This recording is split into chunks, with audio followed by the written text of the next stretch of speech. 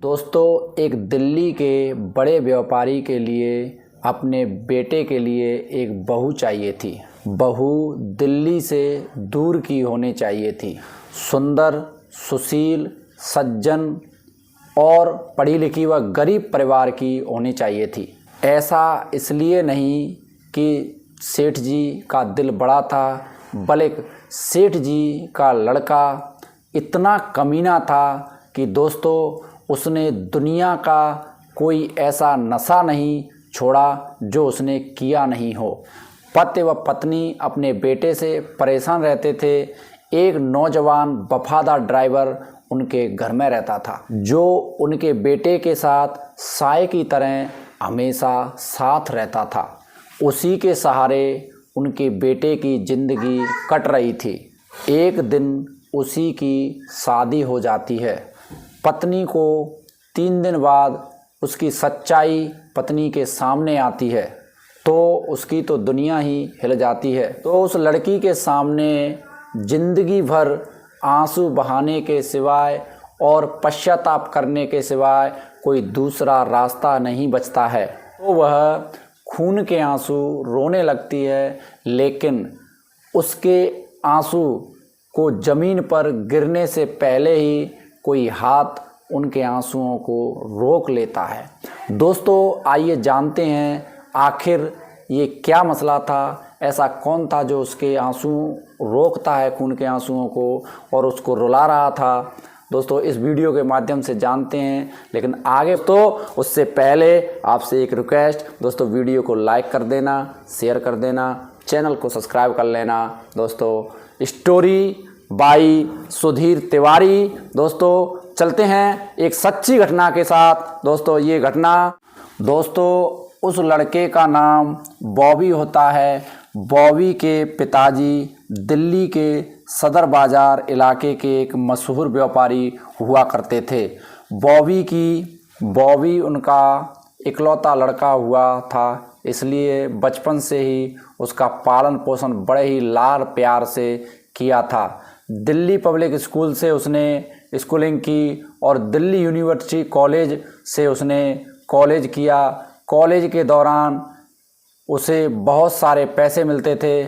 उस दौरान उसके बहुत सारे दोस्त भी बन गए, जिनमें कुछ दोस्त अच्छे व कुछ दोस्त खराब भी थे, लेकिन ज़्यादातर दोस्त उसे बुराइयों की तरफ ले गए। उनकी वजह से आए दिन पार्टी सार्टी करते करते न जाने वो कब नशे की लत उसे लग गई।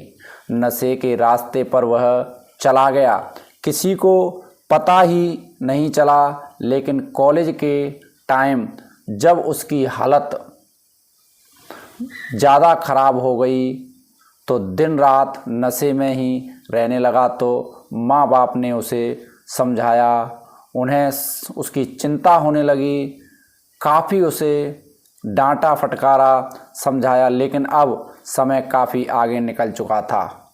वो एक भी मिनट बिना नशे के रह नहीं पाता था और 20-21 साल की उम्र होते होते उसने कोई ऐसा नशा नहीं छोड़ा जो उसने नहीं किया हो। दोस्तों, सेठ जी का बड़ा कारोबार व नाम सम्मान समाज में शोहरत था, इसलिए वो अपने बेटे की वजह से परेशान रहने लगे। हमेशा उनको बेटे की टेंशन खाए जा रही थी। अब दोस्तों, सेठ जी अपने कारोबार में बिजी रहते थे। बेटे को उनका एक ड्राइवर संभालता था, जो बॉबी से महज 2-3 साल बड़ा था। वह राजस्थान का लंबा तगड़ा हट्टा कट्टा नौजवान था, जो बॉबी के साथ 24 घंटे रहता था। बॉबी जब नशे से बेसुध हो जाता था तो ड्राइवर गौतम ही उसे घर तक लाता था। कभी कभी तो कंधे पर उठाकर लाना पड़ता था। तो सेठ जी को लगा कि अब उसकी ज़िंदगी ज़्यादा चलने वाली नहीं है, इसलिए सेठ जी ने उसके लिए कोई गरीब व दिल्ली से बाहर की लड़की देखना शुरू कर दिया। क्योंकि शायद सुधर जाए और कोई बराबरी की लड़की उसके साथ रह नहीं सकती और उन्हें अपने कारोबार को संभालने के लिए वारिस चाहिए था। तो उन्होंने एक गरीब व लाचार लड़की जो सुंदर सुशील व उनके कारोबार को संभाल सके ऐसी पढ़ी लिखी लड़की को ढूंढा। तो दोस्तों उनके साथ के कारोबारी जो दोस्त थे उनसे उन्होंने कहा कि एक ऐसी लड़की देखो जो दिल्ली से काफ़ी दूर की हो। जयपुर वाले उनके दोस्त थे। जयपुर वालों के यहाँ एक उनका दोस्त मुनीम काम करता था। उस मुनीम साहब की एक लड़की होती है, उसका नाम नेहा था। वह उत्तर प्रदेश के फिरोजाबाद के रहने वाले थे। उनको एक ही लड़की व उसकी माँ और खुद ही थे, तो वह फिरोजाबाद से जयपुर ले आते हैं। जयपुर में ही नेहा एक कंपनी में जॉब कर रही थी। इसी बीच मुनीम जी को उनके सेठ ने बॉबी के बारे में बताया और कहा धन दौलत की कोई कमी नहीं है और एक ही लड़का है, आपकी लड़की सुखी रहेगी, आप वहाँ अपनी लड़की की शादी कर दो। मुनीम जी कहते हैं कि सेठ जी भला मुझ गरीब की लड़की को सेठ जी नहीं अपनाएंगे। तो सेठ जी कहते हैं कि उनके लड़के में एक कमी है कि उनका लड़का थोड़ा नशा करता है, लेकिन आप वहाँ शादी कर दोगे तो शादी के बाद सभी सुधर जाते हैं। तो सेठ जी की बात मुनीम को अटपटी लगी, लेकिन सेठ जी के यहाँ बहुत दिन से नौकरी कर रहा था मुनीम जी, तो उनका रुतबा जानता था।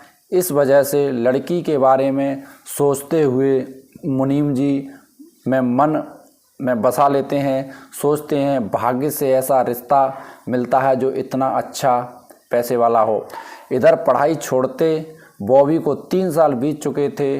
ज़्यादातर बॉबी की ज़िंदगी नशा मुक्ति केंद्र में ही बीतती थी, क्योंकि 1-2 महीने रहने के बाद थोड़ा सही होता तो उसे घर ले आते। जैसे ही फिर नशे में डूब जाता तो उसे नशा मुक्ति केंद्र में भेज दिया जाता। इसी तरह ज़िंदगी चल रही थी। एक दिन जैसे ही सेठ जी उसे नशा मुक्ति केंद्र से लेकर आए तो सेठ जी ने उसकी शादी नेहा से तय कर दी और उसे एक दूसरे को दिखाने ले गए तो दिखाया। इधर बॉबी की खूबसूरत था और उधर नेहा भी बहुत सुंदर सुशील और अच्छी थी, मासूम थी। दोनों एक दूसरे को पसंद कर लेते हैं और कुछ ही दिन बाद दोनों की धूमधाम से एक 5 स्टार होटल में शादी हो जाती है। शादी हो जाने के बाद सेठ जी बड़ी धूमधाम से अपनी बहू को दिल्ली लेके आते हैं। उसके बाद 3 दिन सब कुछ ठीक ठाक चल रहा था दोस्तों। 3 दिन बाद एक दिन बॉबी घर में अचानक रात 8 बजे घर से निकल जाता है। उसके बाद रात 3 बजे बज जाते हैं। नेहा देखते देखते परेशान हो जाती है, लेकिन बॉबी नहीं आया। नेहा फ़ोन लगाती है, लेकिन फ़ोन नहीं उठाता। रात को कमरे से बाहर आती है और अपने सास ससुर से कहती है पता नहीं कहाँ चले गए हैं, मुझे तो कुछ बताया नहीं, आपको कुछ बताया है क्या? तो सास ससुर तो समझ ही रहे थे कि 1 महीना हो गया, इसलिए नशे की लत उसे परेशान कर रही होगी, इसलिए नशा करने चला गया होगा। उन्होंने तुरंत गौतम को फ़ोन लगाया जो इनका ड्राइवर था कि क्या हो रहा है। तो गौतम ने बोला जो हमेशा चलता है आज भी वही हो रहा है, तो कब आओगे? गौतम ने बोला जब इनका मन भर जाएगा तब आ जाएंगे। तो वो अपनी बहू से कहते हैं शादी के बाद शादी के बाद यार दोस्त में पार्टी करने गया होगा, सब के होते हैं, सब करते हैं, आ जाएगा। दोस्तों सेठ जी को चिंता हो रही थी कि बॉबी किस हाल में आएगा और बहू देखेगी ऐसी हालात में तो क्या बीतेगी। उसके ऊपर उसके कुछ देर बाद देखा कि गौतम कंधे पर बॉबी को उठाकर लाता है और सोफे पर पटक देता है और खुद भी सोफे पर बैठ जाता है। उधर नेहा को नींद आ नहीं रही थी। नेहा एक बार फिर से कॉल लगाती है तो फ़ोन की घंटी बाहर के बैठक में बजती है। जैसे ही आवाज़ नेहा को आती है नेहा हॉल में निकल कर के आती है तो देखती है उधर बॉबी सोफे पर ऐसे लग रहा था, ऐसे पड़ा मानो कोई जिंदा लाश की तरह पड़ा हो। उसे देखकर एकदम घबरा जाती है। इतने में गौतम से पूछती है क्या हो गया भैया इन्हें। गौतम बोलता है कुछ ज़्यादा ही हो गई। फिर बॉबी को उन्हें उठाती है लेकिन बॉबी उठता नहीं है तो सास ससुर के कमरे का गेट खटखटाती है तो सास ससुर बाहर आते हैं निकल के। कहती है देखो इन्होंने क्या हालत बना रखी है। दोस्तों उधर बॉबी के लिए नेहा की आंखों में प्यार व चिंता को देखकर सास ससुर की आंखों में आंसू आ जाते हैं। नेहा कहती है भैया इनको मेरे कमरे तक पहुंचा दो और फिर गौतम और नेहा मिलकर बॉबी को नेहा के कमरे में पहुंचाते हैं। फिर सुबह हो जाती है। नेहा टेंशन में डली रहती है। उधर नौकर नाश्ता व चाय लाते हैं लेकिन बॉबी बेहोश पड़ा था तो नेहा भी कुछ न खाती न पीती है और फिर दिन का 1 बज जाता है। तब जाकर बॉबी का नशा कुछ कम होता है। उसके बाद बॉबी नहाया धोया और फिर खाना खाता है। नेहा कहने लगी कैसी पार्टी थी, आज के बाद ऐसा नहीं होना चाहिए। लेकिन जैसे ही शाम के 8 बजते हैं बॉबी नशे के लिए तड़प उठता है और ड्राइवर को बोलता है चलो। तो जैसे ही बॉबी बोलता है ड्राइवर आ जाता है और बॉबी और ड्राइवर दोनों चले जाते हैं।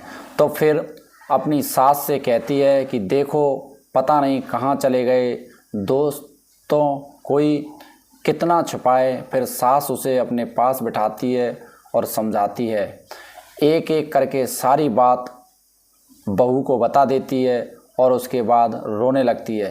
कहती है हमने जानबूझकर आपकी ज़िंदगी बर्बाद कर दी क्योंकि हमारे पास इस बेटा के सिवाय और कोई नहीं था जो हमारे कार्यभार को संभाल सके।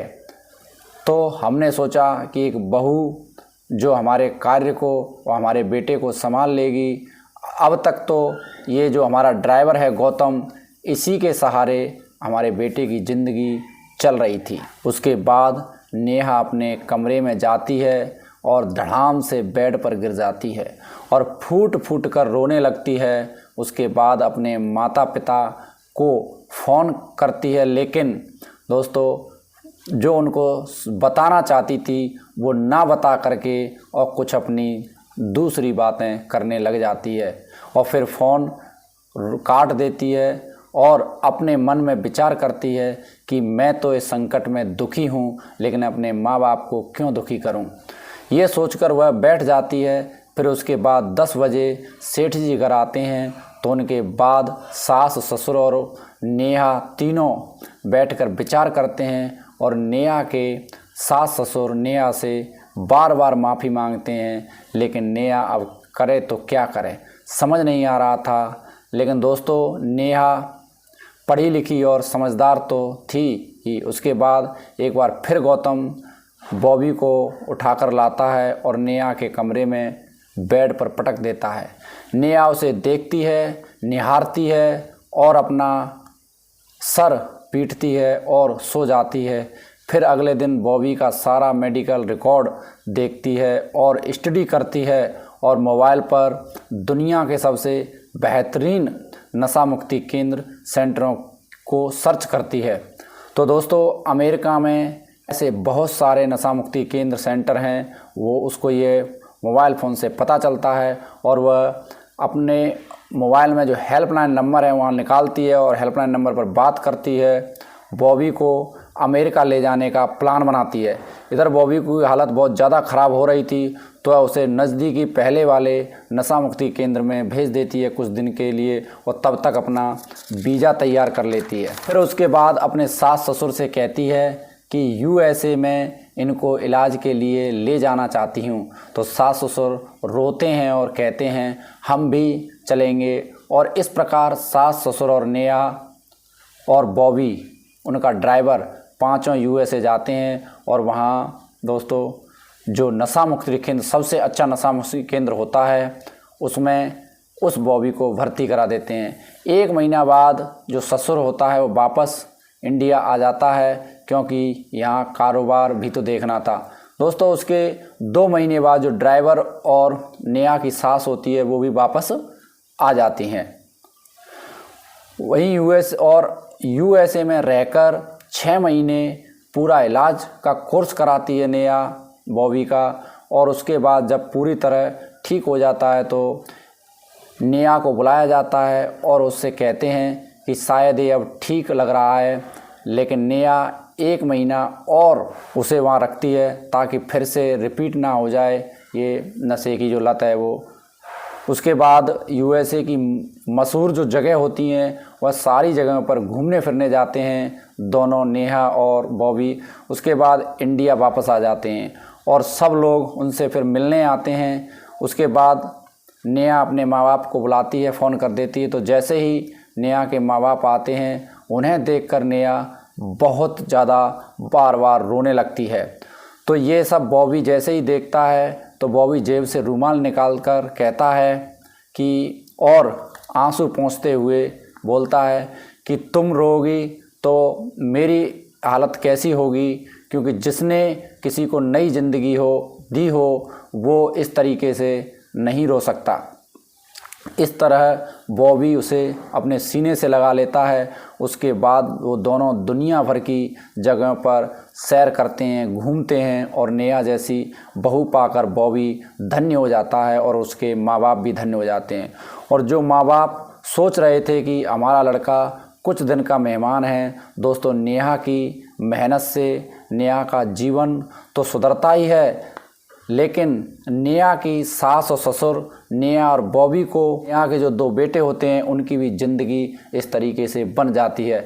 दोस्तों मैं इस पूरी घटना को सुनाने का उद्देश्य आपका दिल दुखाना या आपको परेशान करना नहीं है। बस दोस्तों इसीलिए आपको ये घटना सुनाई है कि इस तरीके से अगर किसी की ज़िंदगी दोस्तों बर्बाद हो रही हो तो उसे सही रास्ता दिखाएं, आप भी सही रास्ते पर आएं, आपके परिवार के, आपके दूर के रिश्तेदार हों, उनको सही रास्ता दिखाएं। दोस्तों यही मैं इस कहानी के माध्यम से आपको सचेत करना चाहता हूं। और दोस्तों आप कमेंट करके बताएं कि क्या नेहा ने सही रास्ता चुना या गलत। दोस्तों इसी के साथ मैं आपसे विदा लेता हूं। आप बने रहिए दोस्तों, मिलते हैं एक नए वीडियो के साथ। तब तक के लिए जय हिंद।